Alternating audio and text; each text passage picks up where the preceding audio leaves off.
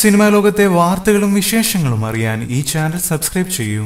മകൻ തന്നേക്കാൾ വളർന്നാൽ താനെന്ന് വിളിക്കണമെന്നൊരു ചൊല്ലുണ്ട് മലയാളത്തിൽ. ദുൽഖർ സൽമാന്റെ കാര്യത്തിൽ ആ ചൊല്ല് യാഥാർത്ഥ്യമാകുകയാണ്. കേരള ബോക്സ് ഓഫീസിന് മമ്മൂട്ടി ചിത്രങ്ങളെക്കാൾ പ്രിയം ദുൽഖർ ചിത്രം തന്നെ. മമ്മൂട്ടിയുടെ കരിയറിലെ ആദ്യ 50 കോടി ചിത്രം സഫലമായിട്ടും ഒരു 50 കോടി ചിത്രം പോലും ഇല്ലാത്ത ദുൽഖർ തന്നെയാണ് കേരള ബോക്സ് ഓഫീസിൽ മമ്മൂട്ടിക്കും മേലെ. ജോമോന്റെ സുവിശേഷങ്ങളാണ് മമ്മൂട്ടി ചിത്രത്തെക്കാൾ കൂടുതൽ കേരളത്തിൽ നിന്നും കളക്ഷൻ നേടിയ ചിത്രം. 30 കോടിക്ക് മുകളിൽ കളക്ഷൻ നേടിയ ദുൽഖർ ചിത്രമാണ് സത്യൻ അന്തിക്കാട് സംവിധാനം ചെയ്ത ജോമോന്റെ സുവിശേഷങ്ങൾ. കേരളത്തിൽ നിന്ന് ചിത്രം കളക്ട് ചെയ്തത് 18.8 കോടി രൂപയാണ്. 11,352 പ്രദർശനങ്ങളിൽ നിന്നാണ് ചിത്രം ഇത് നേടിയത്. മമ്മൂട്ടി ചിത്രങ്ങളിൽ ഏറ്റവും ഉയർന്ന ബജറ്റിൽ നിർമ്മിച്ച ചിത്രങ്ങളിലൊന്നായ കേരളവർമ്മ പഴശ്ശിരാജ തന്നെയാണ് കേരളത്തിൽ നിന്നും ഏറ്റവും അധികം കളക്ഷൻ നേടിയ മമ്മൂട്ടി ചിത്രം. 17.4 കോടിയാണ് ചിത്രം കേരളത്തിൽ നിന്നും മാത്രം കളക്ട് ചെയ്തത്. മമ്മൂട്ടിയുടെ ഏറ്റവും ഉയർന്ന കേരള ബോക്സ് ഓഫീസ് കളക്ഷൻ ചിത്രമായ പഴശ്ശിരാജയ്ക്ക് ദുൽഖർ ചിത്രം ചാർലിയുടെ കേരള കളക്ഷന് താഴെയാണ് സ്ഥാനം. 10,487 പ്രദർശനങ്ങളിൽ നിന്നും 18 കോടിയാണ് ചിത്രം സ്വന്തമാക്കിയത്. പഴശ്ശിരാജ നേടിയത് 17.4 കോടി രൂപയും.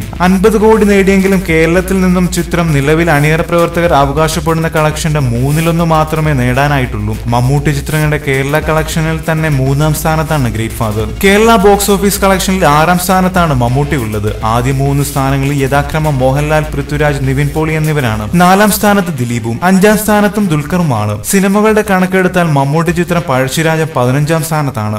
കൂടുതൽ സിനിമാ ലോകത്തെ വാർത്തകളും വിശേഷങ്ങളും അറിയാൻ സബ്സ്ക്രൈബ് ചെയ്യുക. നന്ദി.